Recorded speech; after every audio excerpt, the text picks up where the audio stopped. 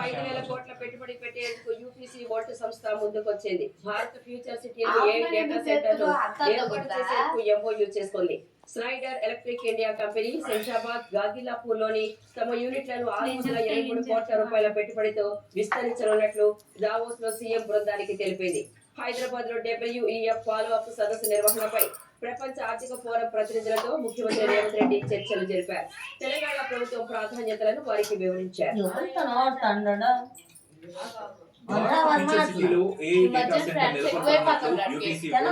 ప్రకటించింది. 5,000 కోట్ల పెట్టుబడితో 100 మెగావాట్ల ఏఐ డేటా సెంటర్ ముఖ్యమంత్రి రేవంత్ రెడ్డి బృందంతో ఎంఓయూ చేసుకుంది. దావోస్ లోని తెలంగాణ పెవిలియన్ లో CM Revanth Reddy, World Economic Forum managing director Jeremy Jurgens, Centre for the Fourth Industrial Revolution Network coordination head Manju George తో సమావేశమయ్యారు. హైదరాబాద్ లో జూలైలో వరల్డ్ ఎకనామిక్ ఫోరం సమావేశం నిర్వహించాలని ప్రతిపాదించారు.